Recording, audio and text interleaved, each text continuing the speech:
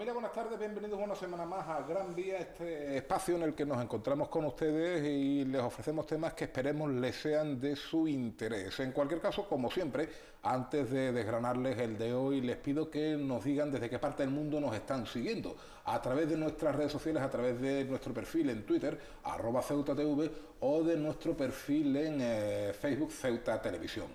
Ahora sí, bueno, no sabemos si alguno de ustedes nos seguirá, es posible, porque esto muchas veces uno se sorprende desde qué parte, como les decía, del globo terráqueo nos pueden estar siguiendo, desde la República Dominicana. ¿A qué viene esa referencia a Santo Domingo? Bueno, pues tal día como el próximo domingo, el próximo 25 de noviembre, las hermanas Patria, María Teresa y Minerva Mirabal eran asesinadas. Aquello fue, es cierto, más un crimen político que de otra cuestión, porque en aquellos años tenía especial auge uno de los peores dictadores que haya conocido jamás Iberoamérica, como era Leónidas Trujillo. Pero en cualquier caso, de aquellas mariposas asesinadas, como se las conoce popularmente, pues surgió la oportunidad de homenajear a las víctimas de la violencia machista, a las víctimas del maltrato, de la violencia de género, llamémoslo como queramos, porque muchas veces con cuestiones como estas en el debate semántico quizás nos despistamos, nos entretemos más en las formas que yendo verdaderamente a fondo. El próximo 25 de noviembre, en cualquier caso, es el día oficial. Hay cuestiones que quizá debieran ser vigentes los 364 días del año restante de lucha contra la violencia de género. Nosotros aquí vamos a plantear un programa con dos invitadas, en principio eran tres, pero otras, bueno, pues por una serie de circunstancias personales no nos puede acompañar. Yo entiendo que de excepción, porque trabajan día a día con este fenómeno. Empezamos como siempre de izquierda a derecha. Por mi izquierda, Noelia Monge, es la responsable del área de mujeres de Cruz Roja. Noelia, buenas tardes. Hola. Noelia, hace poco hablábamos, creo que la semana pasada, porque Cruz Roja de alguna manera inauguró oficialmente, vamos a decirlo así, los actos con motivo del Día Internacional, y me decías que habían aumentado el número de mujeres que atendíais, pero que eso también podía ser tener un cariz positivo al ser vosotros una entidad asistencial y no preventiva, que hubiera más mujeres que hubieran perdido el día de denunciar. Hombre, sí, eso es importante porque, bueno, por un lado, como decía, desgraciadamente sigue existiendo este problema de la violencia hacia las mujeres, pero por otro lado parece que se van perdiendo el miedo y van queriendo salir adelante y van buscando una ayuda, ¿no? Y bueno, pues nosotros estamos allí para ayudarles en todo. Y para ayudarlas en todo también está el Centro Asesor de la Mujer. Vamos a saludar a su directora, doña Vivian Berro. Buenas tardes.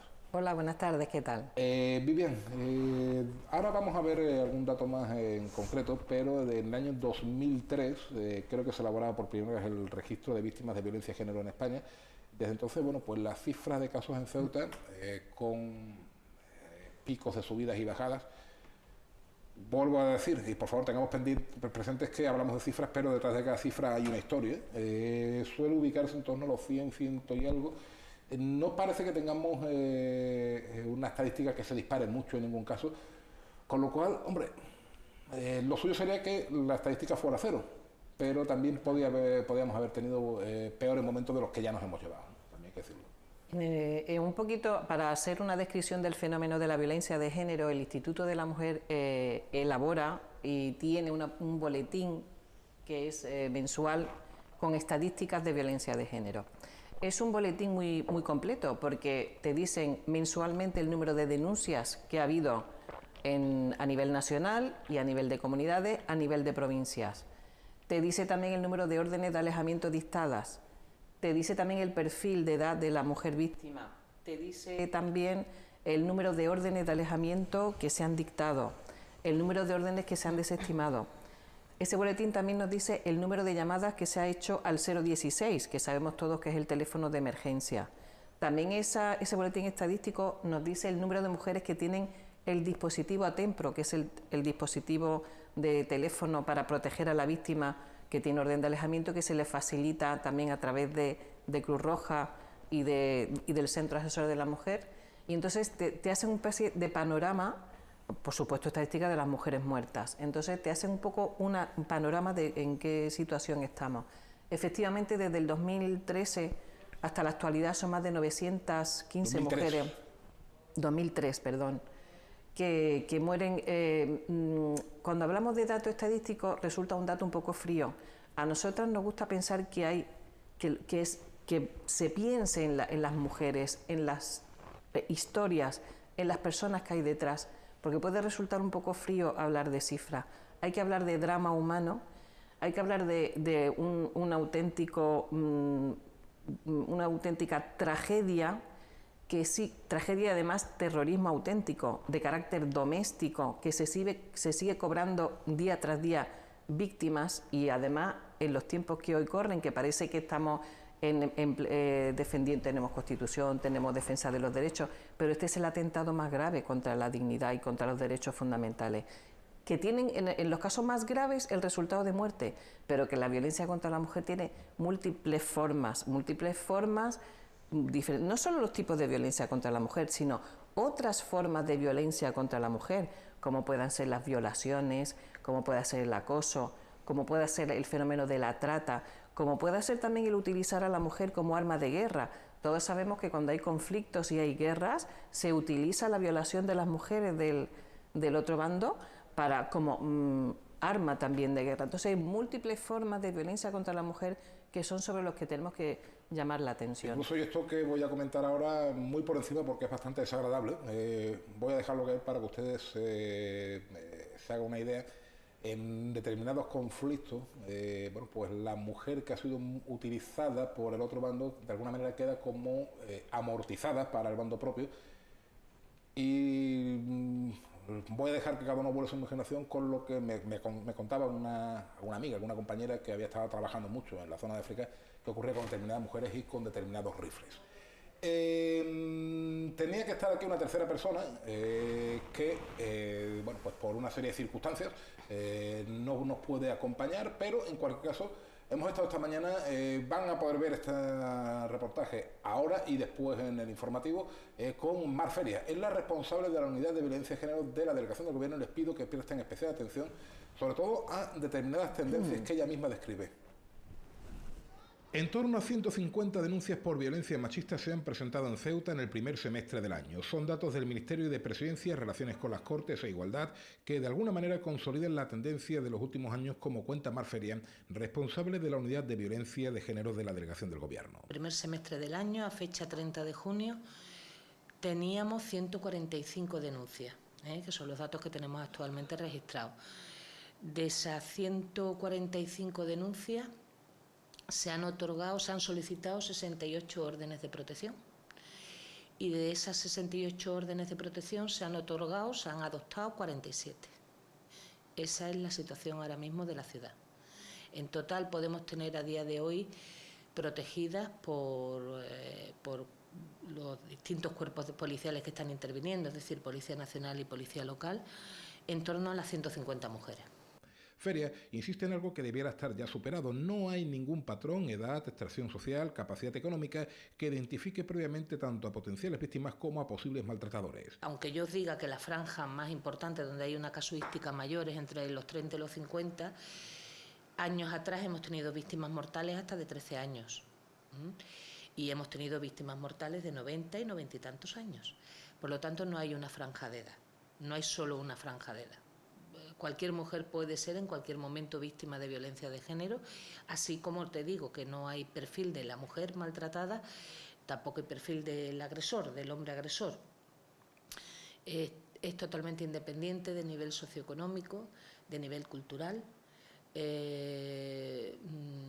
hay un perfil único. La responsable de la unidad de violencia de género vuelve a poner el acento en las chicas jóvenes, en confundir la preocupación por la pareja con los celos y el control obsesivo, en querer saber qué ocurre en cada momento, los efectos perniciosos de los célebres iconos azules que indican que nuestro mensaje de WhatsApp ha sido visto. Y sobre todo, con una cierta tendencia a intercambiar fotos subidas de tono con motivo de celebraciones como la de San Valentín. Se ha puesto un tanto de moda que por San Valentín, determinadas fechas, pues se haga una foto con contenido, cierto contenido erótico, y se remita a la otra pareja. Si esa pareja rompe, hay muchas posibilidades de que esa foto no quede en manos de la persona, la destinataria, sino que esa foto cambie de manos. Incluso hemos tenido casos en que esas fotos se han elevado a webs de prostitución y las chicas han recibido llamadas de posibles clientes, ¿vale? Porque su expareja la elevó a esa web de prostitución. ¿En Ceuta tenemos algún caso? Hemos tenido algún caso. Y una estadística que desde luego ojalá nunca se actualice. Ceuta lleva 9 años sin registrar una víctima mortal por violencia de género. Desde que comenzó el registro en 2003 solo se han producido 2 casos. Bueno, pues ojalá nunca se actualice esta estadística, ¿no? Desde 2009 creo que fue el último caso con violencia mortal en Ceuta. Noelia, ¿qué te parece lo que he hecho referir? Sobre todo esas nuevas tendencias, vamos a decirlo así, del maltrato a la mujer, ¿no? Porque más allá de, entre comillas, el concepto clásico del maltrato, bueno, pues lo que ha comentado, ¿no? Esas fotos subidas de tono que se pueden enviar en determinadas parejas que luego a la hora de una ruptura, una posible ruptura sentimental, pues pueden entrañar grandes quebraderos de cabeza. Hombre, es un problema y sobre todo es algo que estamos viendo en la población joven, en los adolescentes y tal. Están de moda ahora las tecnologías y es una forma que ellas usan, me va a querer más. Muchas veces ellos presionan, mándame una foto, no sé qué, y si ellas se niegan, lo digo porque hemos visto casos, si ellas se niegan, lo toman como no me quieres, es un maltrato psicológico muchas veces directo y ellas se ven presionadas a mandarle esa foto. Habrá quien las mande porque lo quieren así, pero claro, es un arma muy peligrosa porque se puede hacer mucho daño. Vivian, cuando se confunde la pasión con los celos, el romanticismo con la posesión, etcétera, y ser joven tenemos una mezcla complicada, ¿no? Sí, el mito del amor romántico. Es que funcionamos mucho a base de los mitos. Entonces pensamos que si tiene la necesidad constante de saber dónde estamos, es que no puede pasar sin nosotras. Pensamos que si quiere que estemos solamente con él y con nadie más, es que nos quiere tanto. Entonces tenemos un mito de amor romántico y también esa capacidad de sacrificio. Yo lo entrego todo, yo me entrego toda, lo doy todo por la otra pareja. Entonces hay muchos mitos del amor romántico que nos hacen mucho daño. ¿Qué ocurre? Pues que en base a esos falsos mitos vamos consintiendo cosas. ¿En qué intervienen las nuevas tecnologías? Pues si hay en el trasfondo de una relación desigual, ese afán de dominio, de control absoluto del otro, ese afán de aislar, porque ese es el patrón, te domino, te controlo, te aíslo, tú eres solo mía, solo para mí, no te muevas de aquí, porque entonces yo me pongo muy nervioso y arremeto. Es decir, te aíslo del mundo porque fuera de mí no hay nada... Porque quieren que esa persona pertenezca, es una impresión de posesión, eres mía, eso es lo que dicen todos, y de hecho... Cuando piensan, siempre creen que les van a engañar, todo el discurso es el mismo. Con quién has estado, con quién has hablado, a quién has visto, quién te mira, con quién hablas, utiliza. Y entonces las nuevas tecnologías se convierten en instrumentos para seguir dominando, controlando y aislando. Cuando hay una ruptura se utiliza para desprestigiar y para dañar. Pero en principio es para controlar y aislar. Controlar de una manera impresionante, porque es verdad, yo como madre me viene fantástico un móvil porque sé que mi hijo le puedo llamar, tengo acceso a él cuando tarda, me tranquiliza, pero en relación a una pareja que sea patológica es horrible, porque te controlan en cada momento, te interfieren en tu vida y te crean una angustia y una necesidad de responder continuamente a través del móvil, que bueno, pues que te lleva a una relación que es completamente tóxica. Pero claro, ¿cuándo empezamos a distinguir entre la preocupación o, bueno, la rutina, ¿no? Llamas a tu pareja en el trabajo, oye, ¿qué tal, cómo está la mañana? ¿Qué tal va el resfriado, etcétera? O ¿a qué hora sales y te recojo? ¿Cuándo de ahí empezamos a un control ya obsesivo? ¿Cuándo debe, os lo pregunto a las dos, alguien empezar ya a preocuparse? Oye, este ya me está llamando muchas horas por la mañana, aquí ya nos estamos pasando de frenada. Hombre, Porque bueno, entiendo que todo el mundo hacemos ese tipo de... sí, todo el mundo llama a su pareja para ver cómo está, pero claro, cuando se convierte en algo continuo ¿para qué te está llamando, no? ¿Con quién estás? Voy a recogerte yo del trabajo con la intención de ver quiénes son tus compañeros, cuál es tu entorno. Si las llamadas se repiten constantemente,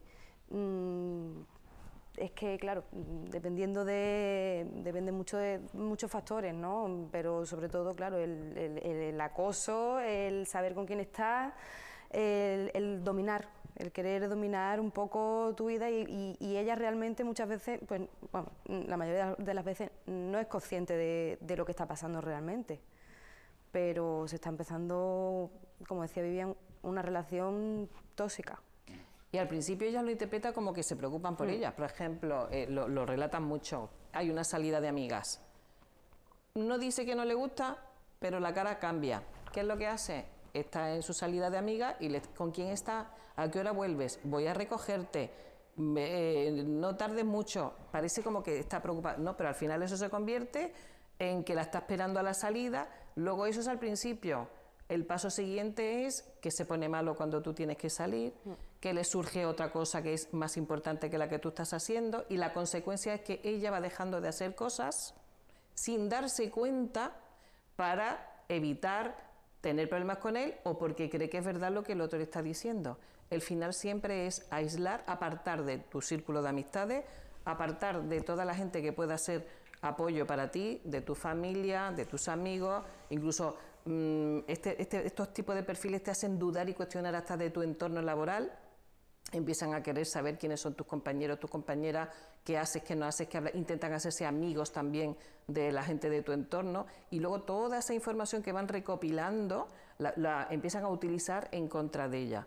El peligro está cuando tú empiezas a funcionar sin darte cuenta, siempre en base a cómo lo que tú vas a hacer va a repercutir en el otro. Dejo de hacer cosas porque sé que esto a él no le gusta, dejo de ir a tal sitio porque sé que esto a él no le agrada. Cuando empezamos, o le llamo y le digo dónde estoy antes de que él piense que tal. No hablo con los hombres o con los chicos, no vaya a ser que piense que estoy coqueteando. No me voy a vestir tal porque él cree que estoy coqueteando. Empezamos a modificar sutilmente al principio, cuidado, y porque yo quiero, que eso es lo bueno, porque yo soy responsable, yo soy una persona comprensiva, yo quiero mucho y me entrego con el que estoy, y además, como nosotras, como mujeres que somos, tenemos, desde pequeñas nos educan para eso, ¿no? A que haya armonía, a que todo vaya bien y que seamos complacientes y demás. Entonces yo dejo de vestirme como, y empiezo a vestirme más como creo que a él le gusta, dejo de hablar con quien no le cae bien, empiezo a llegar más temprano, empiezo a evitar la salida, y así empieza a establecerse esa estructura de dominio y control sobre el otro. ¿Qué ocurre? Que cuando ya estás metido allí casi ni te das cuenta. Tú antes, cuando vinimos, hablabas de violencia de género y todo el mundo siempre, cuando habla de violencia contra la mujer o de maltrato, tiene la imagen del puñetazo y del golpe. Y yo digo que no hace falta que te pongan un dedo encima para tú estar viviendo una situación de esa. Los casos más fuertes de anular a las personas ha sido única y exclusivamente a través del maltrato psicológico. Es decir, en estos casos entiendo que el golpe físico es la consecuencia o, entre comillas, y no quiero frivolizar, el truco final. Efectivamente, empezamos siempre con el maltrato psicológico. Siempre se empieza a través del maltrato psicológico. Hay muchos test cuando tú dices, ¿cómo saber si estás? Nosotros, nuestra app Casa, tiene un pequeño test que preguntas. Mi compañera, la jurídico, en la charla del príncipe, leyó una serie de preguntas que si tú respondes que sí, ya es una señal de alarma. Entonces hay muchas preguntitas que tú te haces a ti misma y eso ya es indicativo. Entonces siempre primero hay maltrato psicológico, porque el trasfondo es ese, es la necesidad de dominar, la necesidad de controlar, de aislar, y de que sea tuya en todos los sentidos y de que te preste atención única y exclusivamente. Nunca es suficiente porque el perfil de estas personas es que son inseguras y tienen miedo a que les engañen, a que les traicionen, porque se les ha metido eso, el planteamiento. Entonces, da igual lo que tú hagas, se van a enfadar siempre. Creo que es una pregunta o introduces un elemento que muchas veces se tiene poco en cuenta en este tipo de debates y me parece, no sé, a vosotros fundamental. Siempre hablamos del perfil de la víctima, pero generalmente no nos preocupamos tanto del perfil del maltratador, ¿no, Eli? El Sí, maltratador... es que existe un patrón único, porque es verdad que hemos conocido casos desde las más exquisitas crianzas, gente, bueno, pues en las alturas, con éxito, etcétera. El último que nos ha que nos ha estremecido, el del famoso rey del casopo, a gente de los estratos sociales más bajos. Pero No, un maltratador puede ser puede venir de familia adinerada, puede ser de un estatus social más bajo. Un maltratador puede ser de cualquier clase social, de cualquier religión, cualquier raza. Lo que sí, el perfil concreto son personas que son muy amables fuera de su casa. Cuando has escuchado a alguien ha asesinado a su mujer, por Dios, si era un encanto de hombre, siempre, o normalmente, ¿no? Y es verdad lo que decía Vivian, que son personas muy inseguras. Ella, y como muy acomplejadas, con mucho sentido del ridículo. Ellos como que pagan todas sus frustraciones con quien tienen cerca, con su mujer. Ese es el perfil. el niño hiper malcriado o hiperconsentido de hoy puede ser el maltratador de mañana. Podría ser, podría ser. Sobre todo la baja tolerancia a la frustración. Es decir, los niños consentidos tienen baja tolerancia a la frustración porque como nunca se les frustra, pues... ¿Y por qué no se les frustra? Porque se enfadan rápido y para evitar el enfado les complacemos continuamente. Podría ser, sería un ingrediente, pero vamos, no tiene por qué llevar una cosa a no otra. tiene por qué, pero efectivamente sí sería. Hombre, hay perfiles de gente que son los psicópatas auténticos, que no tienen esa capacidad de empatizar, de tener sentimientos, y por ejemplo, el padre Andrés Breton, que mató a sus hijos fríamente, hay perfiles de hombres que son maltratadores en el hogar, y que cometen crímenes, pero son perfiles así ya auténticos psicópatas. Los maltratadores no son enfermos mentales, porque ese es un comentario muy habitual.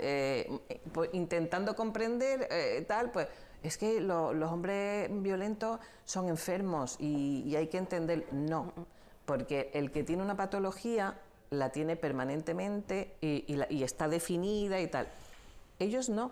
Porque si tuvieran un problema lo tendrían con absolutamente todo el mundo de su entorno y en todas las situaciones y en todo momento. No, se comportan así en el marco de la intimidad, en su casa y con su pareja. Entonces, ahí no hay una enfermedad mental. Es que eso es una de las cuestiones que se y por comentan supuesto, a menudo. criminalicemos a la enfermedad mental porque... Claro, estamos estigmatizando también. Es que hace poco teníamos aquí a los amigos de CFE y decíamos, había datos del Ministerio Interior, que solamente un 1 o un 2% de los casos de los crímenes que acababan con, evidentemente la palabra lo dice, ¿no?, crimen con resultado de muerte, eran cometidos por personas con enfermedad mental, y de ese 1%, 90% no se estaba medicando. Es decir, no estigmaticemos... Por eso es muy importante aclararlo. Antes de que comenzara el programa, tú y yo lo hablábamos y no había llegado, llegó unos minutos más tarde. Creo que los medios de comunicación también hay que examinarnos. Es decir, tú lo has comentado, ¿no? Aquello de... era un muchacho encantador. Saludaba cuando bajaba la basura, cuando pasaba el perro. Siempre me abría la puerta del ascensor, o siempre dejaba que yo entrara al ascensor. Se estaba separando de la mujer lo regañaba mucho.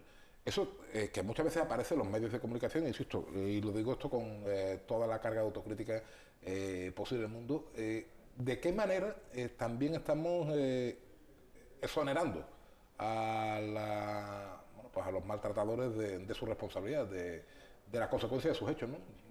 Dulcificando, ¿no? Bueno, es que si a lo mejor no lo hubiera regañado tanto, como decía aquella vecina, que generalmente este tipo de personas suelen conocer además, a lo mejor lo han visto a veces, ¿no?, pero parece que los conocen de siempre, a las víctimas, pues a lo mejor no hubiera ocurrido eso. Sí, un poco. ¿Qué papel estamos jugando los medios de comunicación? Y os pido siempre, pero aquí sobre todo, por favor, que seamos sinceros. Si tú dices como una manera de, sobre todo cuando se entrevista a la gente y tal, ellos, en lo que hablamos, siempre suelen decir eso, y es una manera como de justificar un poco, ¿no? También juega mucho ahí el morbo siempre de... Es que no... Sí, hombre, quizás los medios de comunicación tenían que tener cuidado a la hora de exponer la noticia. Efectivamente. Por ejemplo, lo que ha comentado él, que lo comentábamos antes. No hay necesidad de poner un hombre ha matado a su mujer, estaban en trámite de separación, parece ser que había una tercera persona o que la mujer había emprendido una nueva relación. ¿Qué estamos diciendo? Que como es infiel y adúltera se merece esto. Ese tipo de comentarios o de informaciones que te ensombrecen la noticia, nada justifica la violencia de género. Y cualquier tipo de información que te puede hacer ver lo contrario está haciendo mal su función. Además es importante, y no siempre se hace, incluir información de los recursos que hay, porque afortunadamente hay recursos y decir, ante situaciones de malos tratos existe, hay salida, hay recursos, hay programas, también hacer hincapié en las mujeres que sí salen de este fenómeno, porque tú insistes siempre en decir el número de denuncias, me parece muy bien, pero otro compañero tuyo también decía, decir las mujeres que salen, es verdad, eso es muy importante, porque cuando una persona está metida en un agujero piensa que no hay salida, y el hecho de que haya otra mujer que haya pasado por lo mismo y le descubra que el camino no es fácil, que se sufre, que es verdad que se sufre, y ellas lo pueden contar mejor que yo, pero que hay salida y que hay una vida mejor que la que tenían, sí. Y afortunadamente cada año nosotros, pues por los recursos de acogida, 40 y tantas, 50 y tantas, y es verdad que hay un porcentaje que recaen, porque esto es como otros problemas y otras patologías. Hay recaídas, estamos hablando de personas, estamos hablando de relaciones afectivas, de padres de sus hijos. Es verdad que hay gente que vuelve con su pareja agresora. Es verdad también que son importantes los programas para rehabilitar el comportamiento violento, que ese sería otro tema. Pero también hay muchas mujeres que salen de allí, rehacen sus vidas, inician una nueva etapa de sus vidas y sus hijos también, que ese es otro tema interesante de tocar, el de los hijos expuestos, y eso es donde hay que hacer hincapié. Los porcentajes de éxito, los recursos con los que se cuenta, que la pena y que el castigo y que la justicia hace su función, porque no hay nada peor que la impunidad. La impunidad, el cometer los delitos y que no pase nada, eso es lo que más alimenta al verdugo. De hecho, la mayoría de los lemas son el silencio nos hace cómplices. No podemos mirar para otro lado cuando estamos viendo o estamos siendo testigos de un tema de esto, ni si lo estamos viendo en nuestro entorno familiar, si es un vecino o vecina, si es en la calle, si todos decimos que no y todos lo rechazamos. Me gustan mucho las campañas últimas que han sacado de la delegación, de la delegación de gobierno, no mires para otro lado, no mires para otro lado, donde se ven imágenes de parejas que están machacando y tal, y todo, y como que no miremos para otro lado, digamos que no, y se tiene que denunciar y se tiene que castigar.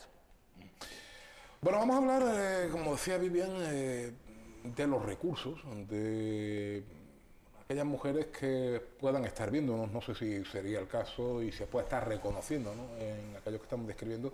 Bueno, pues a partir de ahí, como saben, hay un teléfono que es el 016, el de lucha contra la violencia de género.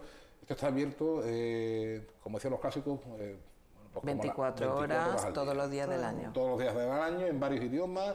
54 idiomas, ¿cuánto? También 54 idiomas. 54 idiomas, también creo que... Asistencia, asesoramiento jurídico, y hay un convenio entre el 016 y la Ciudad Autónoma, que hay una línea directa con nuestro teléfono de información para aquellos casos que sean de Ceuta y que necesiten ser derivados aquí. Y al mismo tiempo al 112, que es el teléfono de emergencias aquí en Ceuta. Vamos a imaginarnos el protocolo. Alguien pues sufre un episodio de violencia de género, llama al 112, mire, mi pareja me acaba de agredir, etcétera, y a partir de ahí, ¿qué ocurre? ¿Cómo es el protocolo? ¿Cómo funciona? Hombre, en caso de... Sí. En caso de que haya una agresión, pues, normalmente se movilizan los cuerpos de seguridad. Entonces, bueno, pues se personan en el domicilio donde haya ocurrido la agresión y ya una vez ahí, pues... acompañan al hospital en caso de ser necesario. Sí. Siempre protección y atención sanitaria.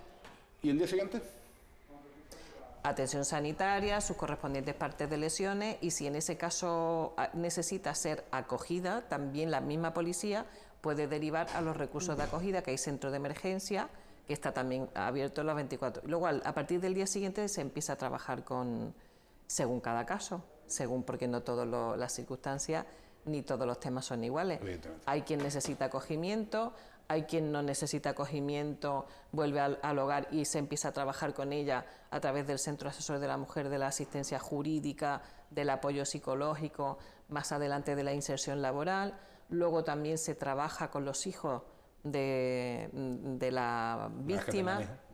Afortunadamente hemos ido mejorando en cuanto a recursos, ya no solamente existe el servicio especializado que es el centro asesor, sino que hay programas concertados con Cruz Roja que nos dan programas en horario de tarde que brindan apoyo integral de carácter social, de carácter psicológico, educativo a las madres y a los niños, es decir, vamos avanzando. Y luego en relación a otras medidas y otros recursos, otros temas se trabaja muy coordinadamente en el ámbito educativo, por el tema del posible cambio de centro escolar, o también cuando viene un tema, que hay veces que nos derivan temas, hay protocolos de derivación con otros recursos de acogida, también se gestiona rápidamente lo que es la escolarización de esos menores. También trabajamos muy coordinadamente con el área de menores, porque hay temas que tienen que ver con ello, muy coordinados con los servicios sociales comunitarios para el tema de las ayudas una vez que ya van a salir del recurso, de ayudas de alquiler, de ayudas puntuales, y después también se les orienta mucho a lo que son las posibles ayudas económicas, que es la RAI, por ejemplo, la Renta Activa de Inserción Laboral, que es una especie de subsidio de unos 420 euros mensuales para aquellas mujeres que tengan orden de protección y demás, tienen derecho a pedir ese subsidio. En fin, antes lo habéis mencionado y me gustaría, porque lo conozco hace algunos años a través de hablar mucho con vosotras, ¿no? Con las responsables de estas entidades. ¿Qué es el sistema Tempro, Noelia?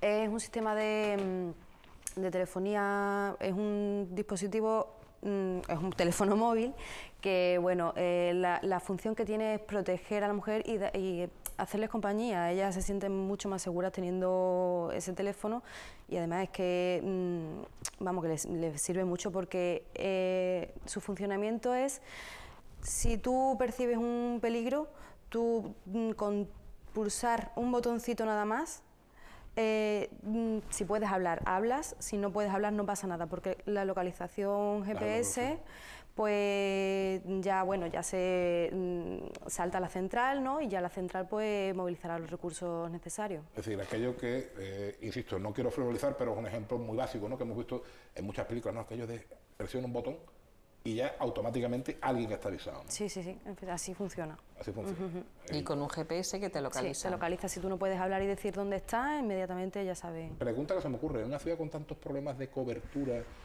como Ceuta, ¿hemos tenido algún problema con los GPS? Cuando se inició, sí es verdad que, pero vamos, estaban siempre muy pendientes de comunicárnoslo, y enseguida se solucionó ese problema con la cobertura.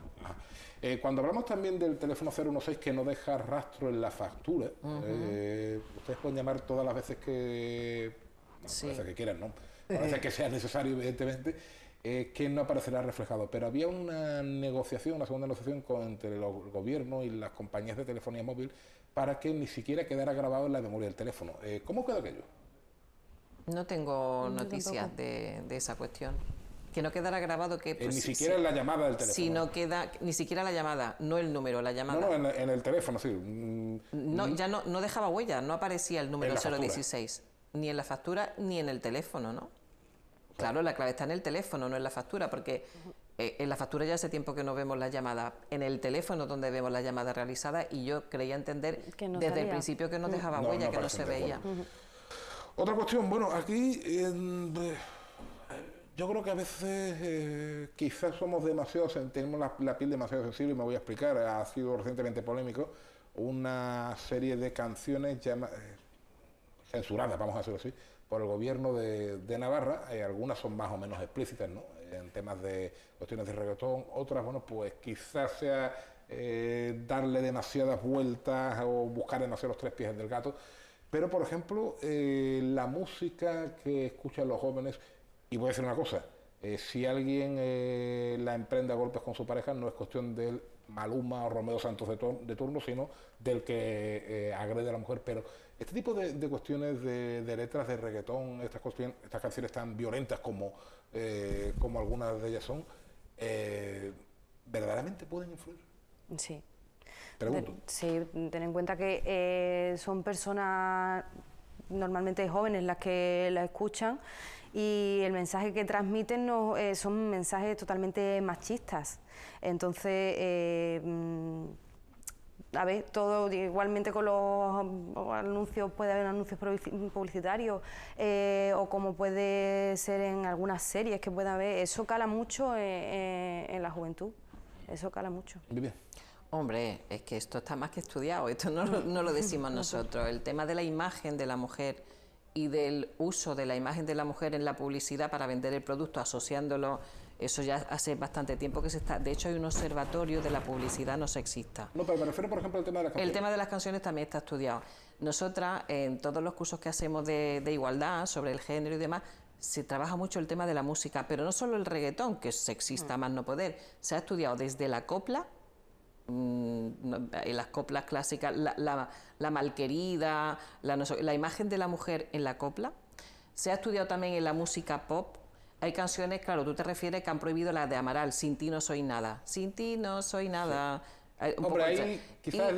Bueno, a lo mejor puede, pero es el hecho en sí de que están incidiendo e interviniendo, porque claro, es que aquí hay que trabajar desde todos los frentes. Igual que hablamos que la educación es muy importante, la música también es un agente socializador. Igual que la televisión, la radio, la música y el reggaetón es lo más sexista que hemos podido ver.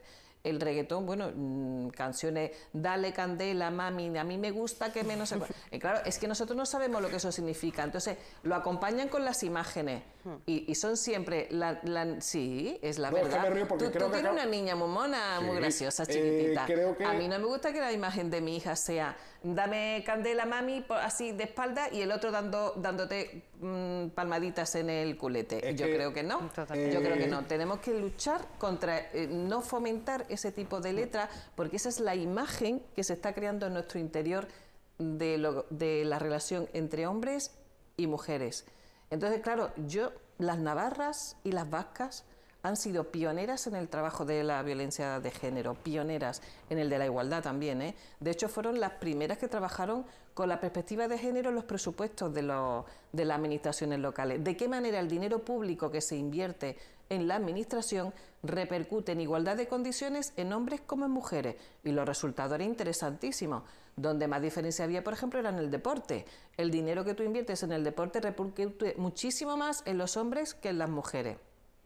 Eso traducido al mundo del deporte, que ahora está pegando mucho, acordaros de la imagen, me viene fantástico. El mismo trofeo de competición de hombres era un trofeo así y el mismo trofeo competitivo de equipo de mujeres era una cosita así. Pues es exactamente igual en el tema de los presupuestos. Y con la música, ¿por qué no vamos a intervenir si ese es uno de los agentes más principales que están influyendo en nuestros jóvenes? Y nuestros jóvenes tararean, escuchan música, se relacionan a través de la música. Y si tenemos que establecer mecanismos de control, igual que hay que hacerlos también con los videojuegos, que muchos son agresivos y sexistas, también tenemos que establecer mecanismos de control, no punitivos ni nada. Yo, por ejemplo, haría recomendaciones, pero ahora prohibir, también yo entiendo que la expresión del arte no hay que acotarla tanto, pero recomendar y aconsejar, sí, y explicar de qué manera impacta, también. Decía, me reí antes porque creo que en 4 palabras has resumido todas las canciones de reggaetón que conozco, ¿no? Dale candela, mami, 3 más. Creo que hay algunas que son peores. Sí, sí. Y de pop, toda entera tuya, aunque mi vida corra peligro, ¿no? Aquella ¿no? Del corazón de tiza en la pared, o incluso una que en España siempre hemos considerado, y es una canción, bueno, pues de un ritmo lento, romántico. Bueno, pues una canción bonita, esta que siempre se pone en fin de año. Invito a quien quiera que busque y analice la letra del Delilah de Tom Jones. Bye, bye, bye, Delilah. Porque si leemos la letra nos podemos llevar alguna sorpresa. Claro, evidentemente, insisto, lo que he dicho antes y lo que vuelvo a decir ahora, que nadie culpabilice al Maluma Romeo Santos de turno de que... No, pero que es cierto, bueno, pues que esa... Es mejor poner ejemplos de otras artistas mujeres que tienen letras y canciones como, no sé, ahora mismo no lo recuerdo, pero está la chica esta, la morenita esta, no recuerdo el nombre, que tienen canciones muy interesantes. Bueno, el año pasado, en el 25 de noviembre, pusimos la de La Puerta Violeta, En la pared hay canciones, por ejemplo, incluso Antonio Flores tiene una canción que se va a poner en el acto mañana. Ah, no sabía. Rosario, también una canción muy bonita que hablan del tema de la igualdad. Y creo que de Amaral hay otra que sí habla bien del tema de las mujeres. Es decir, que de la misma manera que se puede elegir un determinado perfil o patrón, podemos elegir el contrario, porque lo que nos conduce uno y lo que nos conduce otro no nos interesa. ¿A ti te interesa una sociedad que no sea igualitaria, democrática y que tu hija en un futuro tenga la misma percepción social que un varón? No. ¿Te gusta que llegue con las mismas oportunidades? ¿Te gusta que cuando vaya a una entrevista de trabajo no se fijen en la estética ni tengan en cuenta si es más o menos? Entonces, si eso construye la sociedad del futuro, ¿por qué no voy a opinar al respecto? Y no voy a intentar que sea mejor. Oye, la juventud, lo acabas de mencionar, ¿no? Los chavales que tienen ahora 15, 16, 17 años, y ya con esto estamos a punto de concluir, bueno, pues se han criado en un contexto de mucha, mucha propaganda, mucha difusión. El 25 de noviembre, hace 25 años, prácticamente ninguno sabíamos qué significaba, y ahora nos dicen 25 de noviembre, dice Día Internacional de Lucha contra la Violencia de la Mujer, etcétera. Sin embargo, bueno, pues en algo hemos fallado, de eso hemos hablado antes, ¿no? Cuando siguen produciéndose casos en gente extremadamente jóvenes. La generación que nos va a suceder puede ser la primera generación en España, y no es un deseo lo que os pido que digáis, sino una respuesta más o menos certera, fría, sin casos de violencia de género, o por desgracia no. Yo creo que Siempre vamos a tener. Todavía vamos a tener que seguir trabajando mucho. Por desgracia, ojalá fuera así y por lo menos se mejorara en todo, pero hay que trabajar mucho, mucho, mucho con los jóvenes. Para mí lo principal es la educación, siempre lo digo, y hay que trabajar no desde jóvenes, sino desde pequeñitos en igualdad. Muy bien. Hombre, a mí me encantaría que eso no ocurriera. Sí, que dentro de 20 años tengamos que contar que era esto. Pero como psicóloga, yo digo que cada día decidimos y elegimos lo que queremos hacer con nuestra vida. Entonces, si entre todos nos los proponemos, igual que el 8 de marzo, que lo digo mucho últimamente, ha habido una movilización sin precedentes en nuestro país a favor de la igualdad, pues yo digo que si esa movilización la mantenemos y todos vamos a una contra la violencia de género, aprobando hasta medidas que nos puedan parecer que no están bien, puede ser que lo consigamos, ¿por qué no? Si todos a una nos ponemos a no aceptar, a rechazar, a castigar cuando eso ocurre, a educar, a prevenir, a fomentar los recursos, a cualificar, a especializar, a dotar de la herramienta necesaria a aquellas personas que tienen que detectar en el momento en que lo tienen que detectar, a que las personas identifiquen señales de alarma cuando algo, a que eduquemos en la negociación, en el respeto, ¿por qué no? Ojalá que lo veamos. Ojalá que lo veamos, ¿no? Sería un deseo al que creo que nos apuntamos todos. Bueno, mañana, como son la mayoría de los actos del Día Internacional de la Violencia de Género, aunque es el domingo, ¿mañana tenéis vosotros algún acto previsto? Sí, tenemos un acto, bueno, con el Centro Asesor de la Mujer. Vamos a llevar a cabo la campaña también de Cruz Roja Juventud, que se llama Contigo, Conmigo, Consentido. Y va a ir un poco basada en el tema del acoso sexual, los abusos y tal. Vivian, al margen de esta colaboración con Cruz Roja, ¿algún acto previsto para mañana? Nosotros tenemos mañana viernes 23, que no es el 25, es el acto institucional en el que la Ciudad Autónoma de Ceuta entrega la 8ª edición del reconocimiento a la lucha contra la violencia de género, que ya sabéis que ha recaído en la Fundación Cruz Blanca por sus programas Ocambalache y por sus talleres de prevención de trata en el SETI, y sobre todo por su trabajo día a día, codo con codo y a pie de calle con las mujeres más necesitadas y con mujeres que son prostitutas, que también están un poco olvidadas y que es el claro ejemplo máximo de marginación y de abuso de la condición de mujer. También se da una mención honorífica a un centro educativo que haya trabajado para prevenir esta cuestión, y se le da al Rosalía de Castro. Y luego a las 12:30 también, que yo animo a que la gente participe y lo vea, se lee el manifiesto consensuado con el Consejo Sectorial de la Mujer de Ceuta. La Cruz Roja hace esa campaña contra los abusos sexuales dirigidos a jóvenes, y también el taller Albanta de teatro del Centro Asesor de la Mujer, con mi compañera Inmaculada López al frente. Van a escenificar, van a hacer un performance, es la palabra, una performance, es que Inmaculada, una performance, bueno, me río pero no es para reír. Ella va a hacer que estén presentes todas las mujeres, ese es el homenaje que hacemos nosotras a todas las mujeres que han muerto este año a manos de sus parejas, y también aquellas que, porque este acto se hace siempre el 25 de noviembre, pero el año termina en diciembre. Entonces hay unas mujeres que no se nombran. El año 2017 hubieron 5 mujeres que no nombramos en el acto de homenaje. Esas 5 mujeres las vamos a nombrar, van a estar presentes mañana también. Entonces van a ver todo el taller suyo, son cerca de 80 mujeres las que van a estar mañana en el ayuntamiento, representando y simbolizando a todas las mujeres que han muerto a manos de sus maridos y a los 3 hijos también, que desgraciadamente... En fin, nos quedamos sin tiempo porque el tema da, desde luego, para muchísimo más, pero bueno, en cualquier caso, esperemos que llegue el día en que este tipo de programas no se tengan que hacer, o si se hacen desde una perspectiva histórica, ¿no?, para explicar a las futuras generaciones qué era aquello de la violencia machista, pero, como bien decía Noelia, creo que nos queda mucho trabajo por delante. A las dos, muchas gracias, también muchas gracias a todos ustedes por habernos acompañado una semana más. Sean felices.